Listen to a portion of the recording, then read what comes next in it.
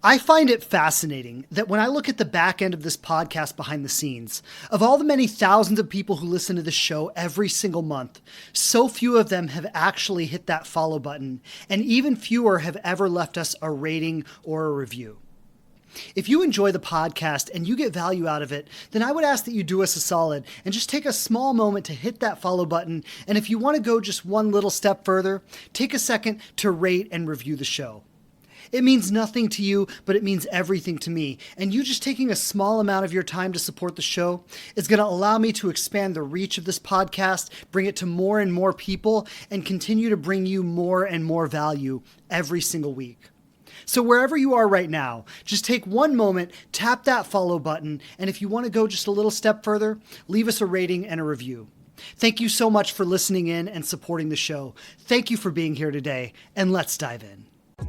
Hey everybody, welcome to the Conscious Love Show. Whether you are single, you are in a relationship, or you're healing a broken heart, this show is here to inspire you, to remind you how beautiful, lovable, and amazing you truly are, and to give you the practical tools and insights to navigate from wherever you are right now to the loving relationship that you so deeply want to have. My name is Shane Kohler. I'm a certified transformational coach and trainer with over a decade experience helping people release their trauma and open their hearts to love. I've delivered seminars all over the world, coached thousands of people through my online platforms and programs, and every week I'm coming straight to you with the hottest insights and the best teachers around, bringing you powerful resources and profound conversations to heal your relationship with love, dating, and yourself. I'm so grateful you're here, and if it's your first time, welcome. You can count on me to always show up for you with my very best and a commitment to learn and grow myself so I can serve you to my maximum ability. Thanks so much for tuning into the show. I've got some awesome things planned for you today. So without further ado, let's dive in.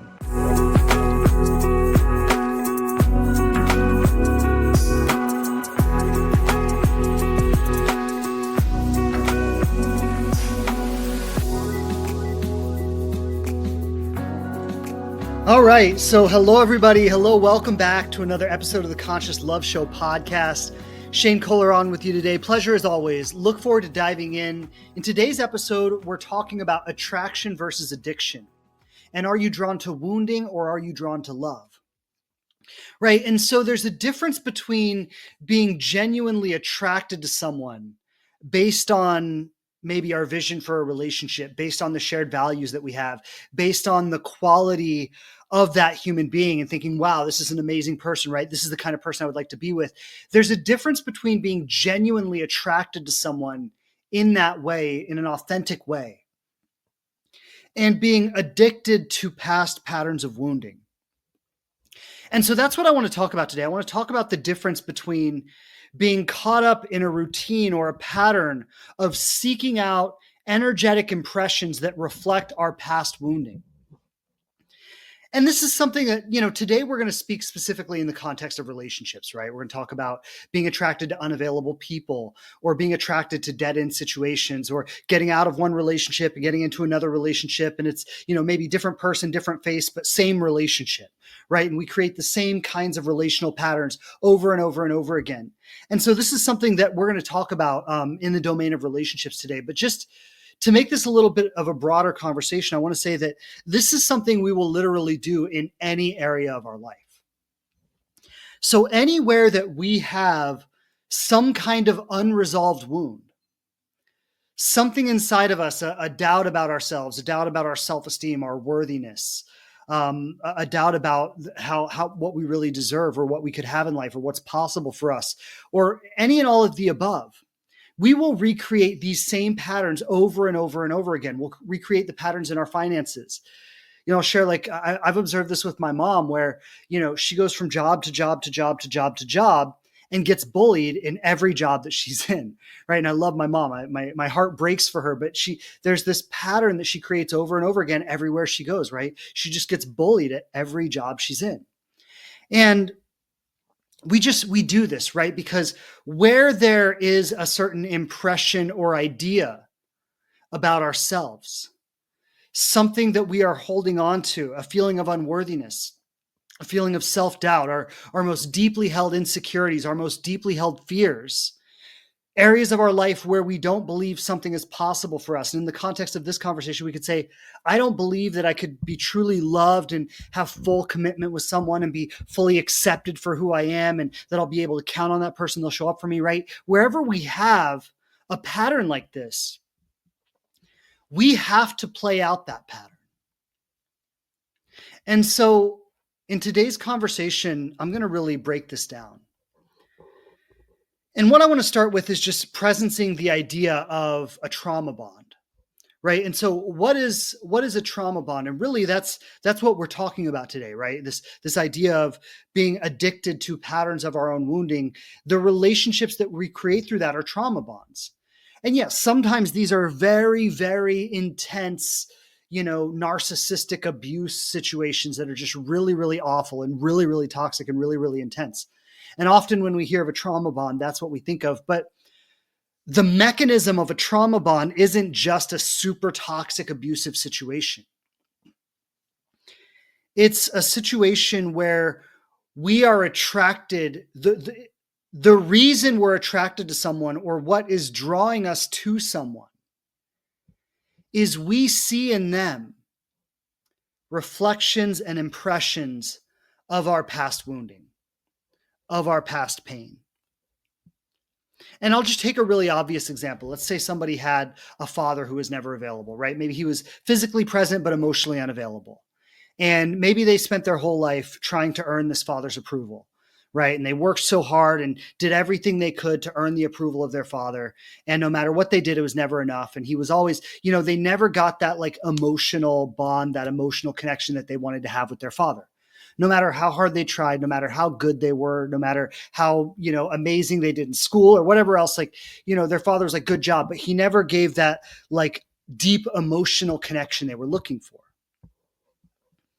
Now, this person has created a pattern of needing to seek and like prove themselves for love, trying to earn love, trying to show how great they are and how wonderful they are, and working really, really hard and hoping for that approval. And if they develop this pattern with their father, it didn't just stay with their father. They created this pattern in probably every significant relationship of their life to some degree. Always feeling like I'm not quite enough. Maybe with their friendships, like, am I enough for my friends? Am I cool enough? Am I likable enough? In romantic connections, right? This pattern, this initial patterning, this initial impression kind of seeps and spreads through every area of our life. And what happens is we develop an addiction to the pattern of needing to prove ourselves. Right? We develop an addiction to the pattern of needing to earn love.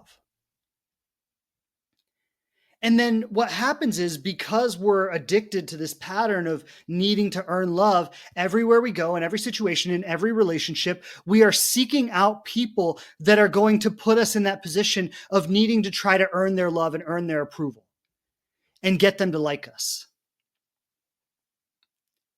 And then by default, what usually ends up happening is the people who would genuinely love us and genuinely accept us for who we are, well, we're not really attracted to them. Yeah, on paper, they might have all the qualities we're looking for in a partner. On paper, we might say, this is a wonderful person. They check all the boxes, they're everything. But if they are emotionally available in a way that, using this example, that my father wasn't, right? If they're emotionally attuned in a way that my father wasn't, and they don't reflect that initial patterning of needing to work hard to win and earn love and prove myself, well, then the attraction is going to fall flat. Because I'm not really attracted to people in an authentic way.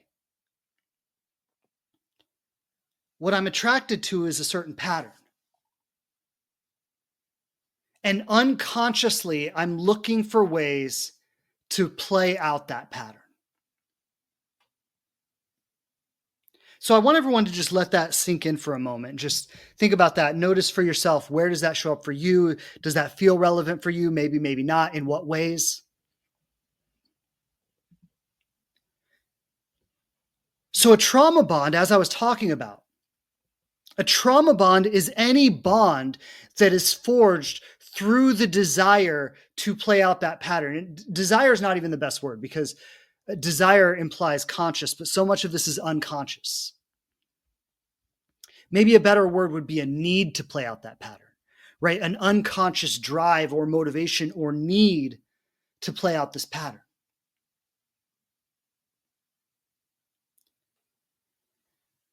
And so, what's really happening on the deepest levels, what's really happening here is when I have that trauma bond or that need to play out this pattern, or rather than being attracted to a person, I'm attracted to a pattern.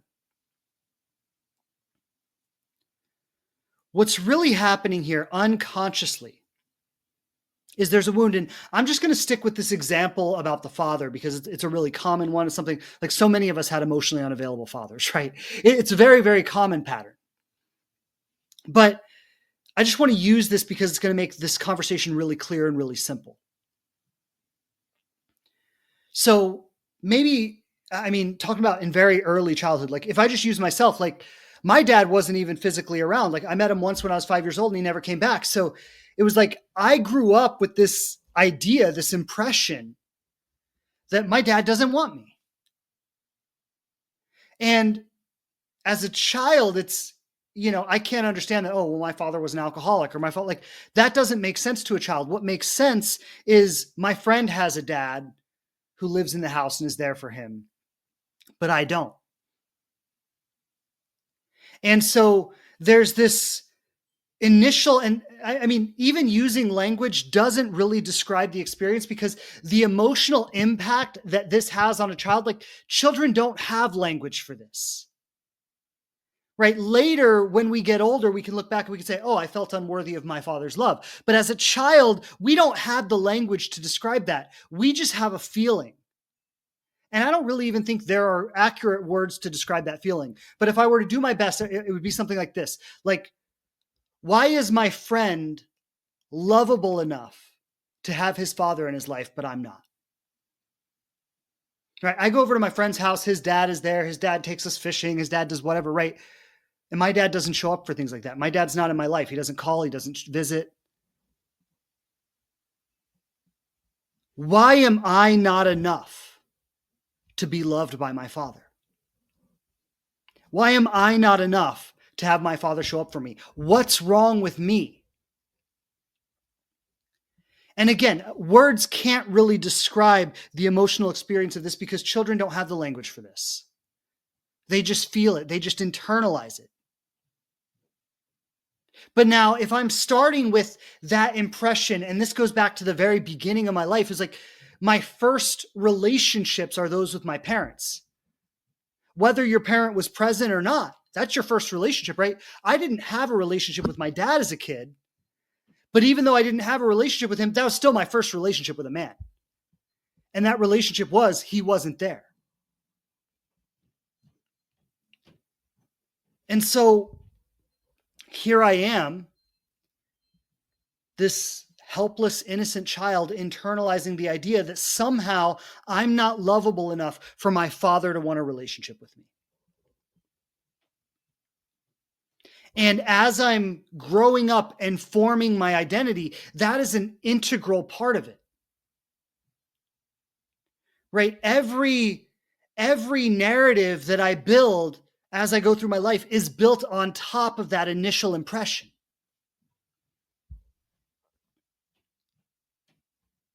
And so going back to the example I was using earlier, where maybe a father was there, but he was emotionally unavailable.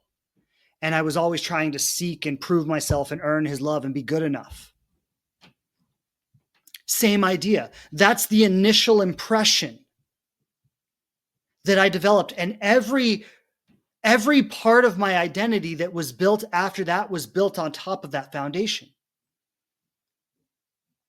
And so no matter how much approval I get, no matter how many accolades I get, no matter how likable I am, no matter how good I am in school or sports or socially or what, like, no matter what happens in my life after that, I'm still operating with that initial impression that I need to work hard and earn and prove myself worthy of love.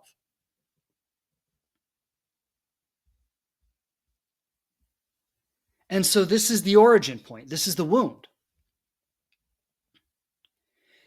And I would say, like, it's kind of like, you know, like soup, for example. What's the base of soup? It's like water or stock, right? And so it doesn't matter what you put in the soup. You could put meat and potatoes and vegetables, and you could put all kinds of stuff in the soup. But no matter what you put in the soup, you can't get a bite that doesn't have the water or the stock in it, right? It's in every bite. It's the essence of the soup. Our earliest impressions about ourselves are kind of like that, right? It's in every bite. No matter what we do with our career, no matter what kind of relationships we create, no matter where we go, that initial, that stock that is the essence of the soup, it's in every bite. And so I'll say this is in every area of our lives, just like it's in every bite of the soup. Right? If you go to your career, it's there. If you go to your friendships, it's there. If you're like every part of your life, it's there. But the thing about romantic relationships, and the reason why I would say it's so prevalent in our romantic relationships, it shows up so much more strongly than maybe in any other area of our life. The reason that is because our romantic relationships reflect the level of intimacy that we had with our parents as children more than any other relationship, right? It's the deep quality of intimacy that we had with our parents. I know we often don't think of that as intimacy, but it's super intimate, right? Because we're 100% dependent on them. And every aspect of how we see ourselves is in some way a reflection of the impressions we got from them. So literally the most intimate relationship we'll ever have. And our romantic interactions, so, with our sexual and our sexual and otherwise romantic relationships, when we experience that level of intimacy with someone, when we're that vulnerable, when we're that exposed, it touches right into those same places within ourselves, those deep, hidden, vulnerable places that our parents did when we were children. Right? You go to work and yes, that vulnerable part of you is there, but you put on a pretty good mask. Right? People don't really see through that when you're at work. People don't really see through that in most areas of your life, in your friendships or in other areas of your life. People don't really see through that. But because the quality of our romantic and sexual relationships are what they are, sooner or later, it all gets exposed. It's all out there.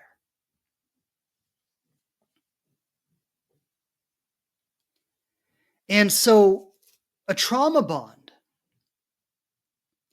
is when that initial impression of wounding is driving our attractions. That's why I say, rather than being authentically attracted to someone, we're actually addicted to the pattern of pain that started at the origin point. And we're recreating those patterns of pain that reflect that original impression.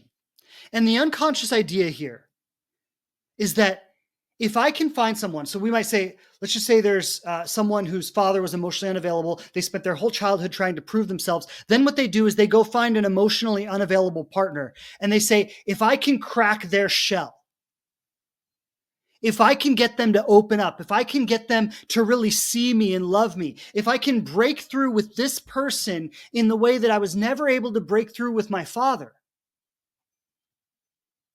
then I'll finally feel whole. And this longing that I've been carrying within myself for my whole life and this emptiness, it'll finally go away. Now, again, much of this is unconscious.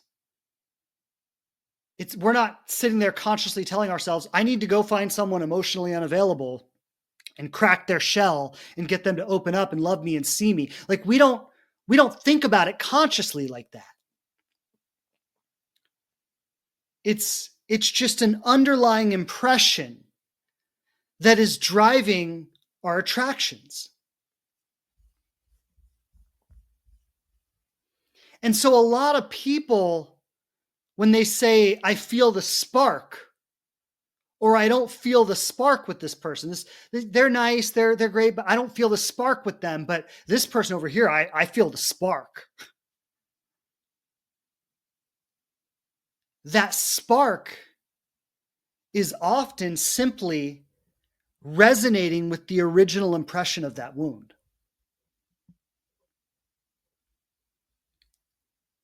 And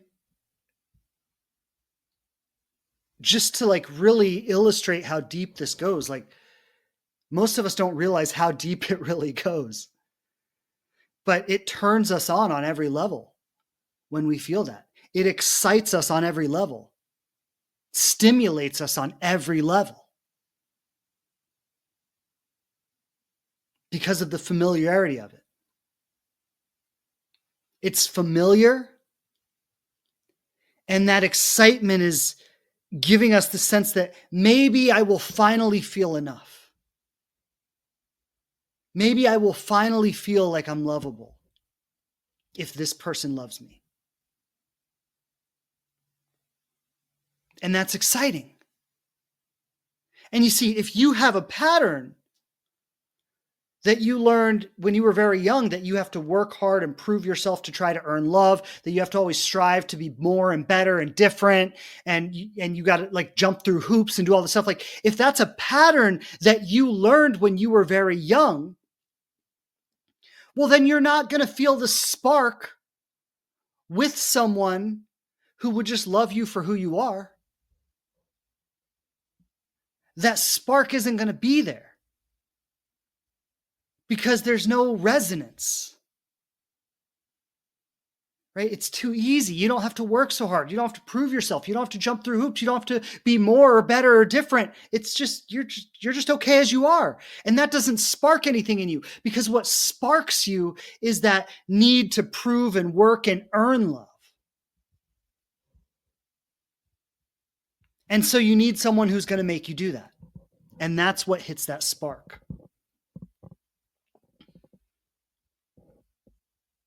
Is everyone with me so far? Just if you're resonating with this, just go ahead, tap that heart a few times. I want to see who's following this conversation.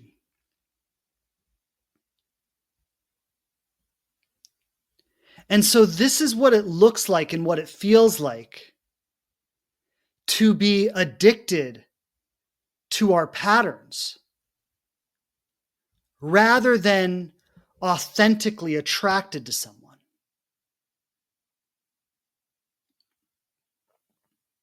And so let me talk for a moment like attraction versus addiction. What is attraction, right? I've been talking about what addiction is. What's attraction? Because a lot of times we feel that our addictions are attractions, right? Common thing, a lot of you will probably relate to this because I hear this all the time. People say, I'm only attracted to the people who don't want me and I'm never attracted to the ones who do. Right? I know some people are going to relate to that one. I'm only attracted to the people who don't want me. I'm never attracted to people who do. Well, here I want to suggest that that's not an authentic attraction. That's an addiction, right? That what you just described there is a pattern. The pattern is I chase the people who are not attracted to me and I'm bored with those who are. That has nothing to do with attraction. That's an addiction to a pattern. Does everybody see that, right? Attraction wouldn't be like, well, if they like me, then I'm not into them, but if they don't like me, then I am. That has nothing to do with attraction. That's just you being sucked into different energies. Attraction means you step back, you look at someone, You assess their qualities, and you either decide if they're qualities that you're attracted to or qualities you're not. I can't tell you how often when somebody is in that pattern I just described of I chase the people who don't want me and I'm never interested in the ones who do. I can't tell you how many times someone has told me, when I really stepped back and took a look at the person I've been chasing, I don't even like them. How many people relate to that one? Right? When I really took a step back and like really assessed who this person is and how they act and the kind of things they say and the kind of things they do, like when I really took a step back and looked at it, I don't even like them. But a lot of times we don't even stop to ask how we really feel about the person because we're too busy trying to get them to feel a certain way about us. Right? We're too busy trying to earn love to really step back and see, is this somebody I even really want to earn love from? Is this somebody who really even deserves my time and my attention and my effort and my energy?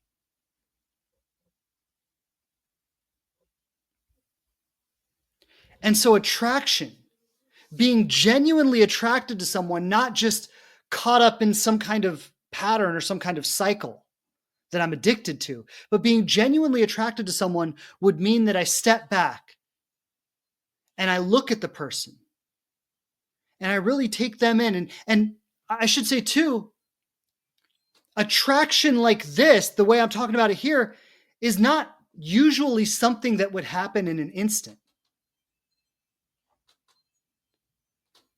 So when we think about like love at first sight, that's often got more to do with being addicted to a certain pattern than it has to do with really being in love. Because we've got to recognize that when I meet someone, I might think they're good looking. I might think they have a hot body. I might think, they seem successful or they seem charismatic or whatever. But there's got to be a recognition that while there may be some surface qualities that are attractive, and of course people have those, right?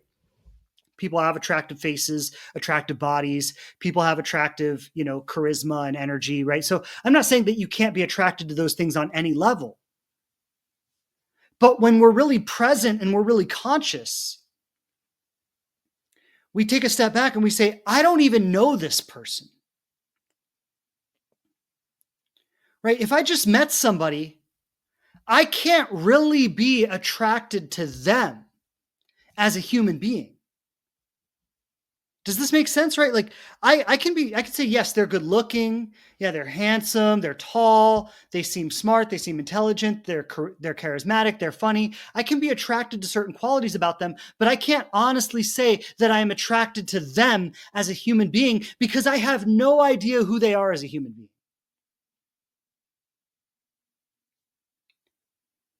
If I've met them one time, everything I heard about them or they said, like, it could have all been a lie. I have no clue who they are as a human being. Now, on a basic level, I can say, yeah, they're good looking, they're handsome, they're smart, they're charismatic, whatever. Right? On a basic level, I could say they have some attractive qualities. But unless there's some addictive pattern operating in me, that's going to be more of a neutral observation than an intense drive towards that person. Does that make sense? Right? It's like, unless that person, or excuse me, unless I have some kind of wounding driving me, I meet an attractive person. I say, yeah, they're good looking. They're smart. They're funny. They have some great qualities, but it's more of a neutral observation. If I meet someone who they're good looking, they're charismatic, they're funny, and I immediately go, oh, I love this person, or oh, I really like this person, or like, if there's that immediate pull towards them, that's a little bit of a red flag that I'm operating in an addictive cycle. Right? Because for me to feel that strongly about someone I don't even know, that should signal to me that, okay, I'm not completely conscious here. There's something else driving the bus. And if we just get under the surface a little bit, okay, what's actually happening there? Well, what's probably happening is you see someone and you say they're really good looking. They look like, the movie stars on TV. They look like the Prince Charming from the Disney movies I watched as a little kid, whatever, right? Like they have a look that's very attractive and they seem like people like them and they're socially like popular or whatever and they seem smart or charismatic or they have these qualities that are objectively attractive. And what's going on inside of me is I've always felt a little bit unworthy. I've always felt a little bit like I couldn't really have a person like that. That a person like that wouldn't really want anything to do with me. And so there's this wounded pattern about my own identity, my own unworthiness, my own unlovability, whatever I believe is wrong with me. There's some kind of pattern that I'm operating from underneath. And when I meet this person who's attractive and intelligent and charismatic and popular and all of that, the addiction kicks in and it says, if you can get this person to like you, that will finally prove you're enough. And now we feel that spark. There's that spark. I want to earn their approval. I want to get them to like me. But see, the idea at love at first sight doesn't really exist. I hate to, sorry if I'm bursting some people's bubbles there. Sometimes the truth just has to do that. Because love at first sight, again, you can't love somebody you don't know. I mean, let me say this, you can love people in a general sense, right? Like I love all of you because you're human, because you're on this journey with me, because you're inherently worthy based on the God-given creation that you are. And I love you in the same way I love everyone. But I couldn't really love somebody the way I love my wife until I found out who she was as a human being.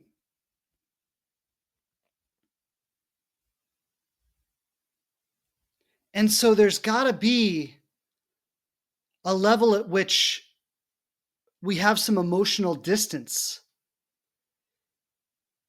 and we can recognize that, okay, this person has attractive qualities, but me recognizing they have attractive qualities is different from me being attracted to them.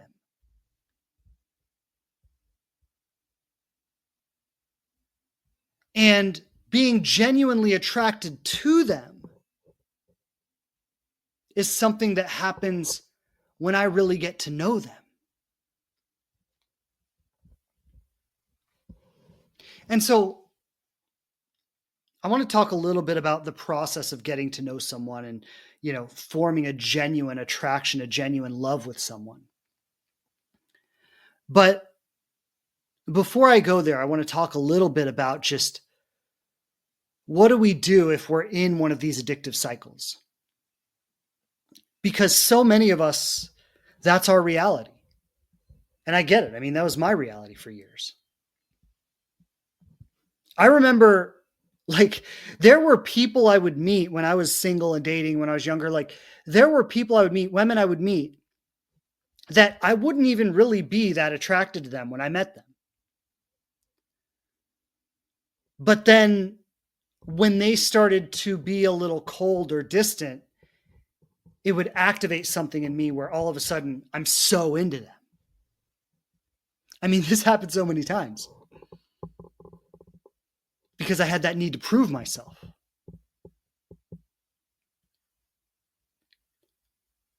And so again, if that can happen to us, if basically we're being led around by a string, people can just pull our strings and make us do whatever. Right? It's just, that's no way to really live. That's not conscious. That's not powerful. You just basically make yourself vulnerable to anybody's whim.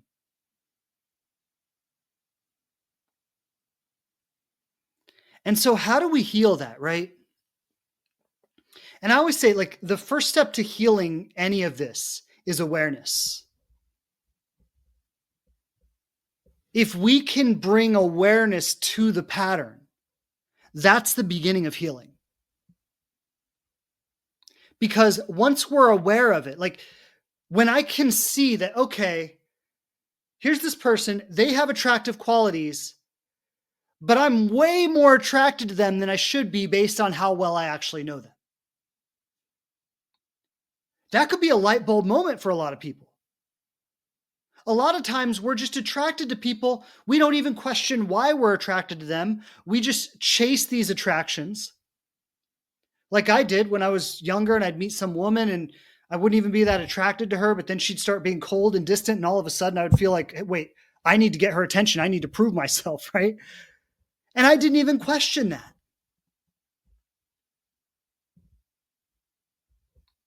A lot of us are just led and guided by these attractions, and we don't even ever question them.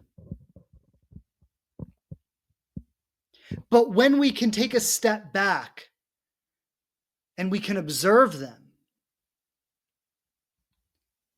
and we can really see how they're playing out in our lives, we can start to have an intelligent inquiry about them. That's the beginning of freedom.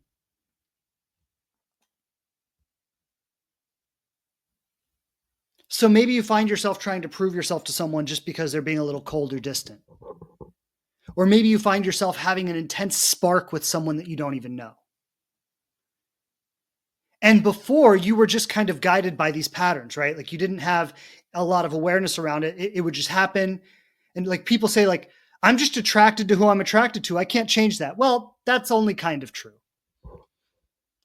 There may be some general things like that you are attracted to, but a lot of it's flexible. A lot of it's a lot more flexible than you think it is.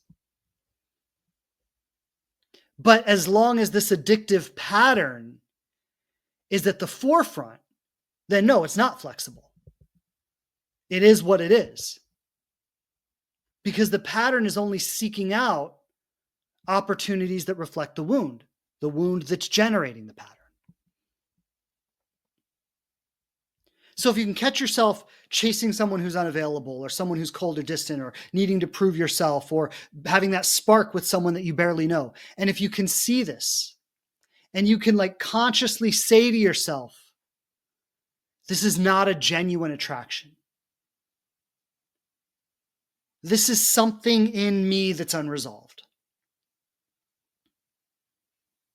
Right? How do I know it's not a genuine attraction? I can't genuinely be attracted to this person because I don't even know who they are.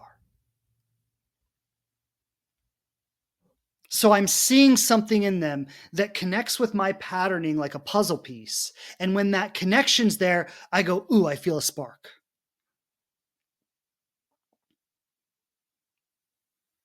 And being able to see that is the first step towards your freedom.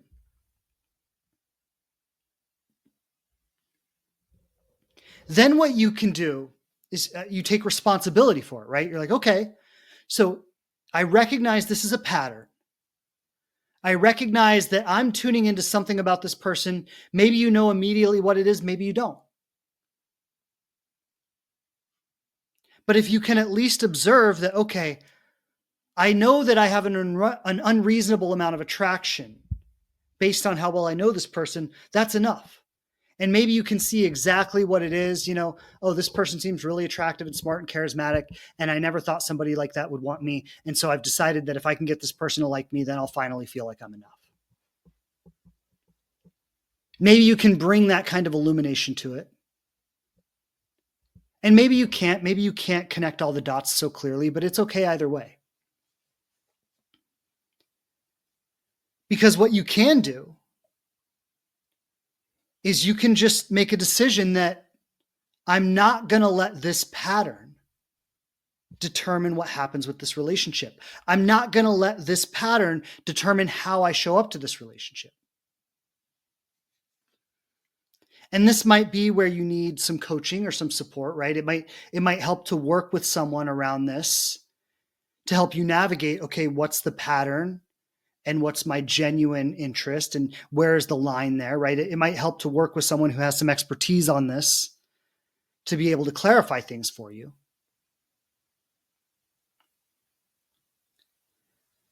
But this is where you make a decision for yourself that I'm not going to let the pattern, I'm not going to let the wounding, the addiction run the show here. And so what does that mean? It means while I might feel the pattern, I might feel the spark, I might feel a pull, I might feel the attraction, I might feel the little bit of desperation of wanting them to like me. I might feel all these things. But while I feel them, these feelings are not going to determine my actions. They're not going to determine how I show up, what I say, what I do. And so the pattern might have been going back to what I was talking about earlier, where there's this need to prove myself and earn love and, be more or better or different, right? Or maybe like be pleasing and acceptable and never rock the boat, never disrupt anything, right? Like they're all different versions of this. But if I can see myself going into those old behaviors, maybe this person said something that I don't really like, right? Maybe they did something that was offensive to me or that seemed a little bit disrespectful. And my authentic inclination would be to say something, hey, I really don't like what you said to me. I don't think that's fair. I don't think that's respectful. But the people pleaser in me is like, well, I don't want to upset them. Or, if I challenge them too much, maybe they won't like me and I really need them to like me. So there's this internal conflict between honoring your truth, honoring your authenticity, and pleasing somebody, pandering to somebody to get what you need from them, the approval, the acceptance, the love, whatever it is. And so when you see this internal conflict, you start to choose to operate authentically. So there's an internal commitment, a commitment you make to yourself that says, I'm going to say something when it needs to be said. What you said, I found it very disrespectful. I really don't appreciate that. If we're going to continue seeing each other, I'm not going to be okay with things like that.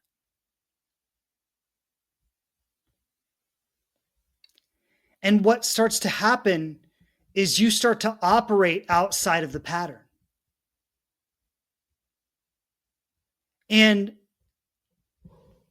like going back to the original wound, right? The original wound that is underlying the pattern, the need to prove myself and earn love, starting with my dad who was never there, whatever, right? Going back to that original wound, this is how we heal the wound, because what that wound taught me, that early impression of pain when I was a child and I was helpless and I was dependent, and I wanted so badly the love and acceptance of my father or my mother, whoever it was. And what that wound taught me was that I need to subordinate myself to get love and acceptance from others. And that has been the underlying impression that has driven this pattern throughout my whole life. Right? Going back to what I said about the soup, it's been in every bite. So no matter what I create in my life, that impression is a part of it.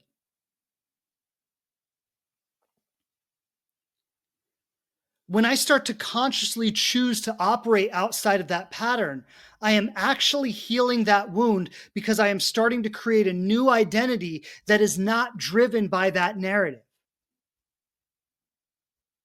That internal conversation that says, I need to subordinate myself for love and acceptance. I need to diminish myself in order to be loved by others.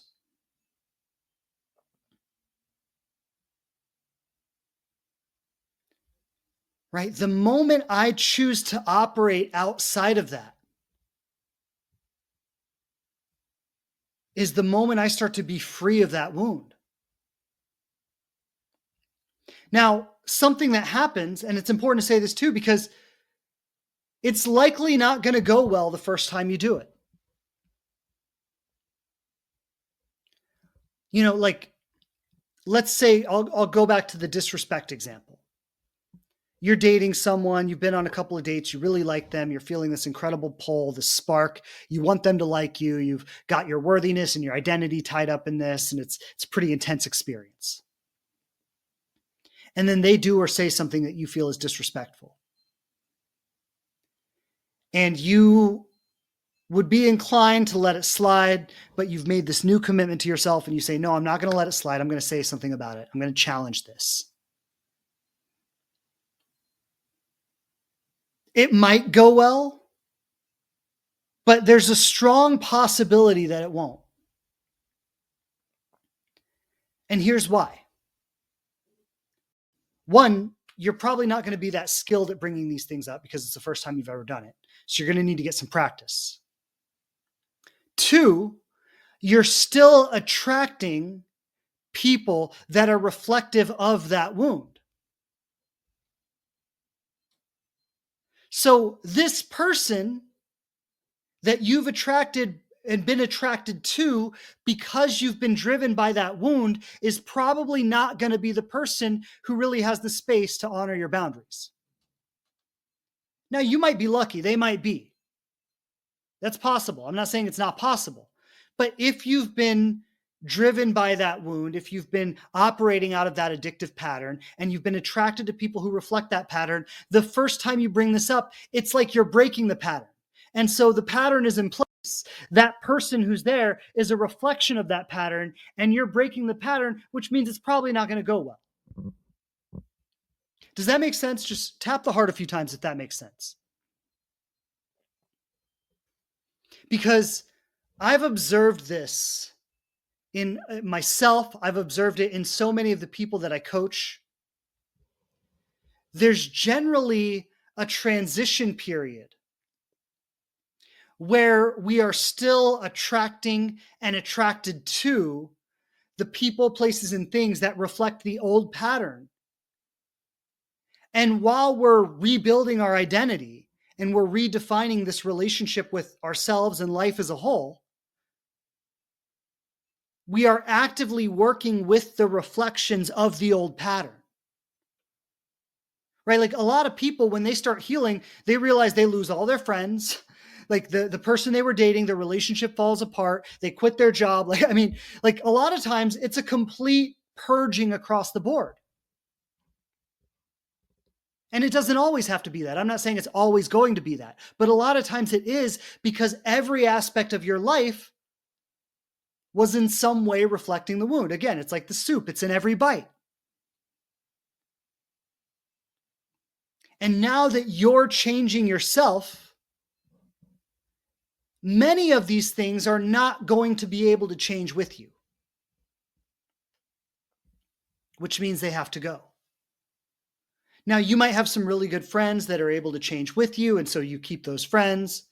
If you're lucky, maybe you're in a relationship and that person is ready to grow with you, and maybe, right? But often it does require purging. And I say this because what's going to happen is you're going to make this commitment to yourself. You're going to start acting on it. You're going to start losing things in your life. Things are going to seem to go very bad. Your ego is going to freak out about it. It's going to say, oh my God, I'm doing what Shane told me to do, but everything's falling apart and I can't handle this. And I need that person back, or whatever. And there's going to be an inclination or a push to retreat back into the old pattern because that old pattern felt safe. This is the critical moment where you have to have the courage to push through. This is the critical moment where you have to really, and again, I say, like, having a coach or having someone to work with around this can be so important, because you need something that's going to tether you to the vision of where you're going.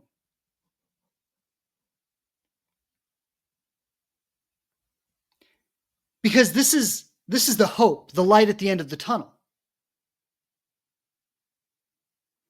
If you could be driven by a wound, and that wound could literally shape your entire life, your friendships, your romantic relationships, all of it, right? if that wound could shape your entire life,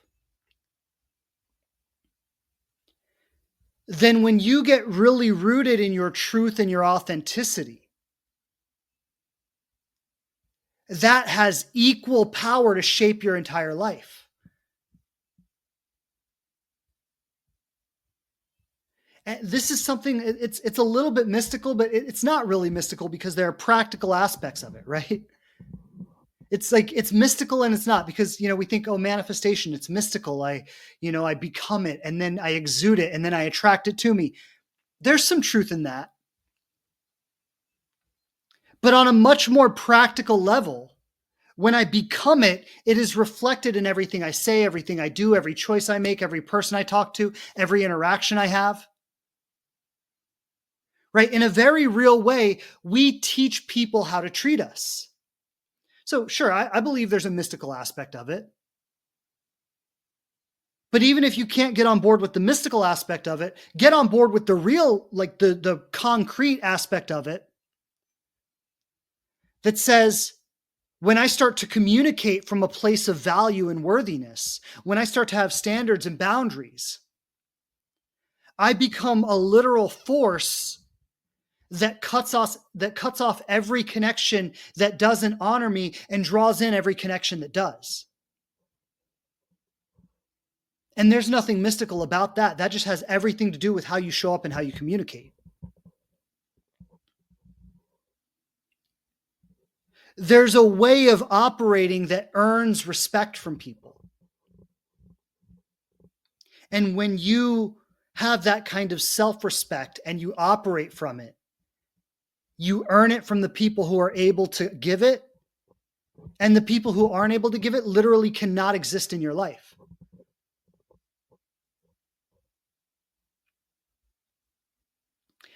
And so being in alignment with your truth and your authenticity has just as much power to create every aspect of your life as your wounding does.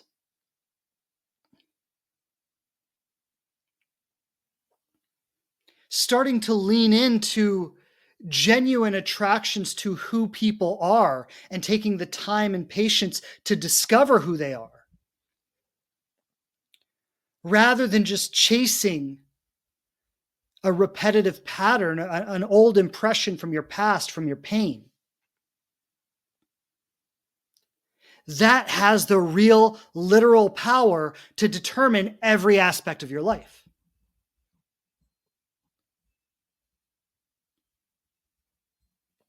A lot of people, I mean, we all do this, but I think it's important to say here. We talk about how things are, right? All men are like this. All women are like this. The world is like this. You can't trust people because of X, Y, and Z. And, like we talk about how things are as though we know how they are. And what I really want everyone to realize in today's conversation is that things are however you create them to be through your own perception. It's all out there. Are there people who are in loving relationships? Yes. Are there people who are in abusive, toxic, manipulative relationships? Yes. All of it exists. And it is how you say it is through your perception of it. Are there emotionally unavailable, avoidant, toxic men out there? Yes. Are there secure, loving, supportive, dedicated men out there? Yes. It all exists. And it is how you say it is in your perception of it.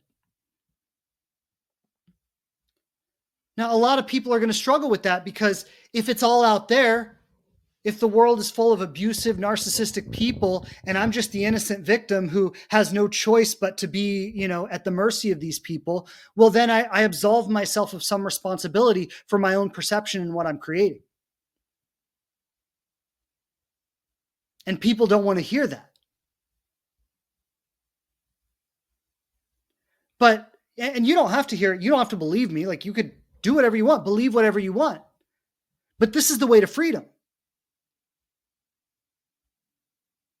And whatever story you have about the way it is and how it is, how men are, how women are, how people are, how the world is, what's possible, what's not possible, whatever story you have about it, I understand that story is informed by a long history of experiences. And a lot of those experiences have reinforced previous experiences, and they've built up a lot of evidence for why you believe it is the way it is. And what I want to say is, if you continue operating from that perspective, from that belief system, from that narrative, then you're going to accumulate more experiences that continue to reinforce and build evidence for how you believe it is. Right? So you could stay in that for your entire life, and you would keep having experiences and recreating situations that enforce your beliefs about things.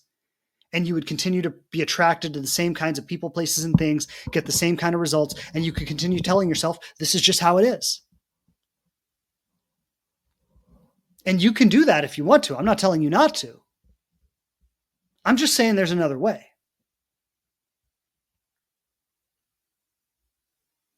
And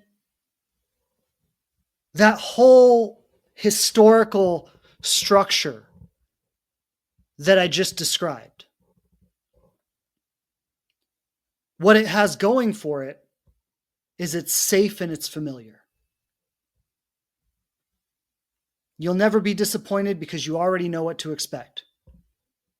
Yeah, you'll feel lonely and let down and hurt, and you'll get frustrated, and you'll be dealing with annoying people and all kinds of toxic, manipulative shit. But at the end of the day, it's more of what you already know, and you can deal with it. You can handle it. There's not a lot of risk involved. There might be some suffering, but there's not a lot of risk.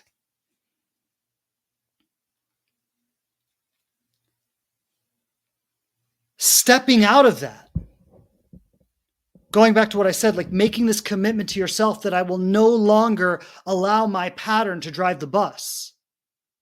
I will no longer allow my pain to drive the bus. Stepping out of that comes with enormous risk, because everything that you've clung to keep yourself safe is no longer there. Every little strategy you had to garner love and approval, it doesn't exist anymore. Every little manipulation you could do to get someone to like you, none of it works anymore.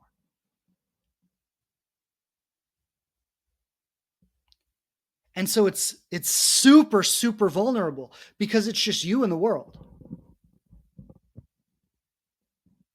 It's like standing naked and exposed for everyone. And you've just got to put yourself out in the world authentically and trust what comes with it. And that's terrifying. It's so much easier to hide behind a strategy.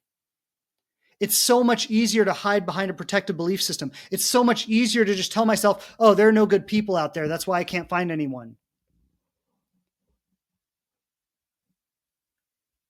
Rather than really embracing a personal transformation around this.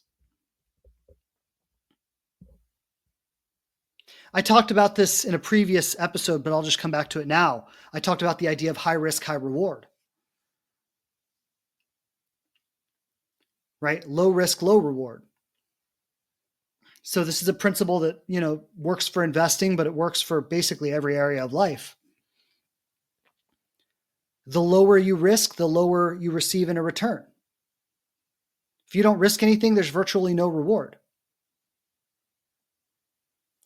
The more you risk, the more potential you have for reward. And the thing is, like, true, intimate, loving, romantic relationships are a huge risk. You risk everything. They also have a huge reward.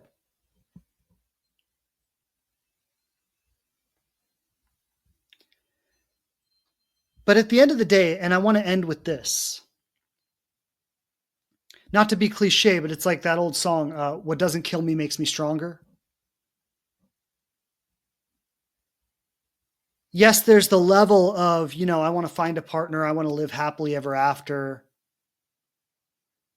I want to have my person. I want to have my dream life, right? There's that level of it. And that's a beautiful thing.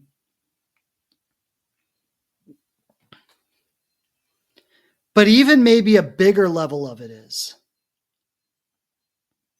when it's not just about what I'm going to get from it. I'm going to get someone to love me. I'm going to get a partner. I'm going to get security.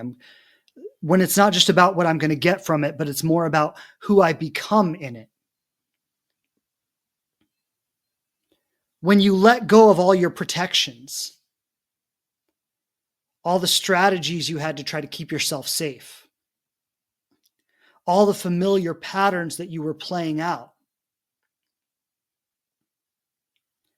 Going back to what I said, when you kind of stand naked and vulnerable for the world, you just put yourself out there. This is who I am. And I'm just going to trust that being myself is going to bring to me what's right for me. And sometimes that's incredible joy. Sometimes that's incredible pain. But when I really start to realize that I can be myself, receive whatever comes to me, and no matter what happens, it doesn't really break me. I might go through some heartbreak at times. I might suffer at times. I might go through some powerful initiations on the journey.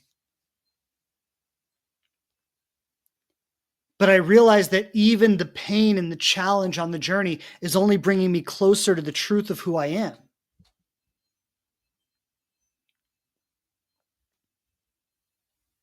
That no matter what they do to me, no matter who hurts me, like they can't take who I am from me. And not just like a concept, but like a living embodied experience of yourself. Stepping into this living embodied experience of yourself, in my opinion, that's what the journey's about. And that's the kind of energy that would attract a really high quality partner into your life too. Being secure and embodied in the truth of who you are.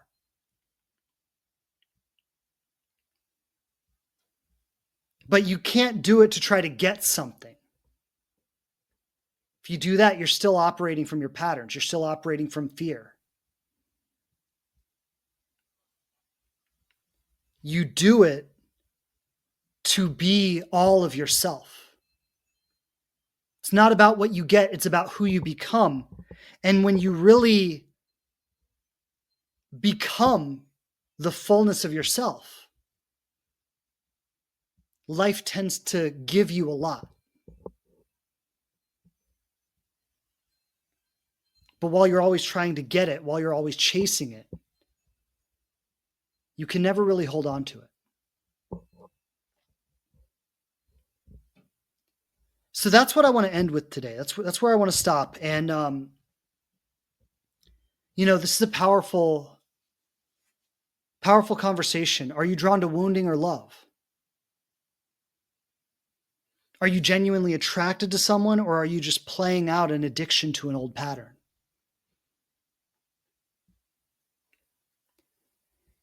And as we each consider this and we start to see, well, because it might not be black and white, right? Like maybe there are areas where my old patterns still creep in. Maybe I'm 90% there, but there's still that 10% where they creep in. Maybe I'm 10% there and the patterns are 90%. Right? But you start to do a personal investigation, recognizing that the journey isn't about getting, it's about becoming. And the more you start to step into that, the more you trust in the inherent worthiness of who you are as a God-given creation. I don't need to prove or earn love, or like I'm already it. And that's the power that I'm inviting everyone to step into today. Lots of love, lots of blessings. Thank you so much for being on with me today. I'll be back with you next week. This is the Conscious Love Show podcast.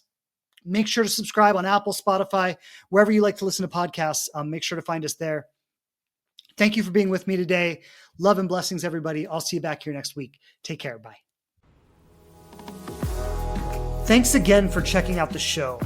Please subscribe on whatever platform you listen to podcasts on the most. And I would love it so much if you'd leave a review and tell people what you think of us. Don't forget to follow us on Instagram @TheLivingRelationship to connect more closely. And I'm grateful to be supporting you on your journey to love.